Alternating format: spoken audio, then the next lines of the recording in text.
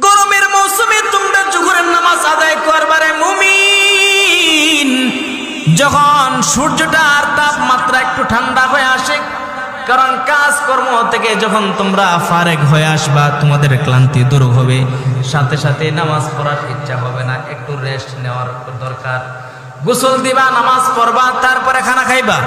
এই জন্য রাসূল সাল্লাল্লাহু আলাইহি সাল্লাম নাসাই শরীফের হাদিস উল্লেখ করেন, কানা রাসূলুল্লাহ সাল্লাল্লাহু আলাইহি ওয়াসাল্লাম ইযা কানাল হাররু আবরাদা ওয়া ইযা কানাল বারদু আজ্জালা।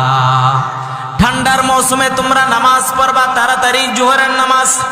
সূর্য ঠিক দুপুর থেকে একটু হেলে যাওয়ার পর তোমাদের ছায়া যখন দেখবা তোমাদের নিচ থেকে একটু দূরে সরে গেছে, রৌদ্রের মধ্যে দাঁড়াইলে বুঝতে হবে তোমার জোহর নামাজের সময় হয়ে গেছে, আর দেরি করা যাবে না।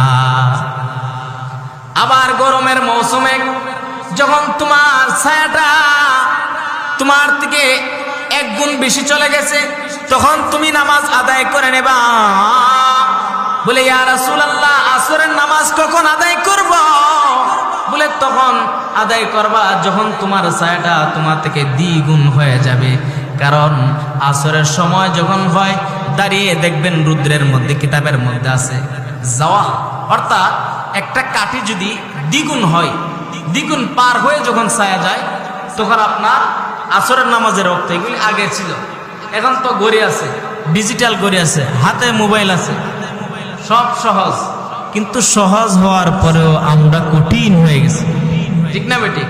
টাইলসওয়ালা মসজিদ, এসিও মসজিদ, কিন্তু আমরা কঠিন হয়ে গেছি। এই কঠিন দিলকে নরম করার জন্য আল্লাহ রাব্বুল আলামিন জায়গায় জায়গায় নামাজের কথা উল্লেখ করেছেন, জায়গায় জায়গায় আল্লাহ রাব্বুল আলামিন বান্দাকে সম্বোধন করে বলেছেন, তুমি নামাজের হেফাজত করো, তুমি আল্লাহর দিকে আসো।